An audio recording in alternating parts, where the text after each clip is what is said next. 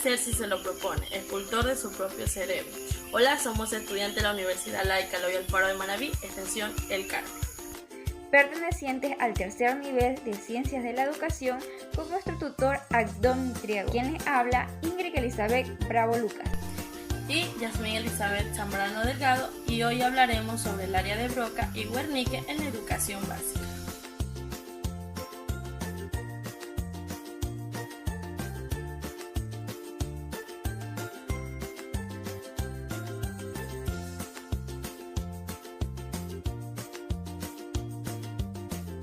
El área de Broca fue descubierta en 1861 por el neurocirujano francés Paul Broca. Esta área es una parte del cerebro que ha sido tradicionalmente considerada como el centro del habla. Normalmente se sitúa en el hemisferio izquierdo o dominante y forma parte del lóbulo frontal. El área de Broca ejerce un control en las funciones motoras relacionadas con la producción del habla. Las personas que tienen daños en esta área se observa que comprenden el lenguaje, pero no pueden hablar fluidamente ni articular correctamente las palabras. Tradicionalmente, un daño en el área de Broca y sus alrededores parece producir la afasia de Broca. Esta se manifiesta por un habla poco fluida, lenta y con errores. El problema se encuentra en la pronunciación, conservándose el significado del mensaje. Existe otra región en el cerebro llamada área de Wernicke.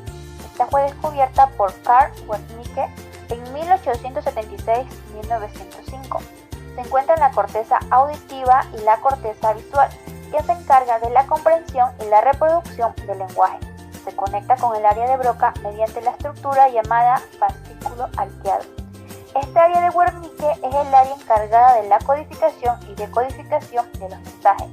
Wernicke informó que un daño en esta región inhabilita la correcta comprensión y producción del lenguaje hablado o escrito. El desorden fue conocido como afasia de Wernicke. En esta condición, el paciente puede hablar con fluidez, pero no es capaz de entender el significado de las palabras, es decir, usan las palabras inventadas o palabras de sonido similar sustituidas entre sí para producir discurso que tiene poco sentido y sufren una deficiencia en las habilidades de comprensión de idioma. Comparando la afasia de Broca y la de Wernicke, los pacientes de Broca podían entender pero no hablar, y los de Wernicke podían hablar pero no comprender el lenguaje ni siquiera sus propias palabras, teniendo como referencia que ambas áreas se complementan para tener un buen funcionamiento en nuestro idioma hablado y escrito. Bien, ahora vamos a hablar sobre los tipos de afasias infantiles. Tenemos la conatal o prenatal, que es lesión cerebral producida durante la gestación o el momento del parto. La afasia adquirida es la lesión que se produce al año de vida cuando el cerebro comienza el lenguaje. Síntomas de la afasia en los niños. Tenemos el mutismo, que es silencio voluntario, dificultad de articulación de palabras, falta de comprensión, ausencia de logorrea, rareza a la expresión, trastorno en la lectura y escritura, acalculia, que es incapacidad o deterioro con el daño cerebral y dificultad para recordar. Todas ellas provocan un daño como traumatismo cráneoencefálico o infecciones víricas. También se la conocen como articulación de sonido o falta de oxígeno al cerebro. ¿Cómo tratar la afasia?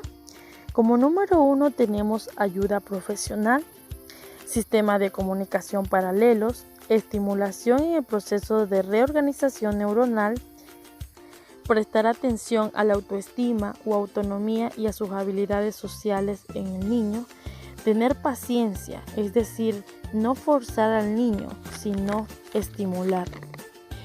Como docentes, tenemos que tener en cuenta que podemos utilizar otras estrategias para ayudar al infante, como pintogramas, que serían fotografías con nombres o elementos o cosas con palabras escritas.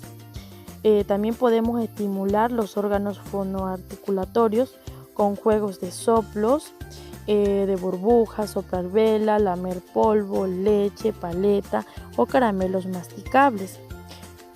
También nos podemos ayudar de juegos onomatopeya, que son o consisten en adivinanzas de sonidos de animales que el pequeño debe de identificar. También hay que tener en cuenta las conversaciones con un vocabulario adecuado que permita estimular al pequeño a desarrollar todas las habilidades para un buen funcionamiento del aprendizaje o de la comunicación o comprensión del lenguaje, tanto oral como escrito.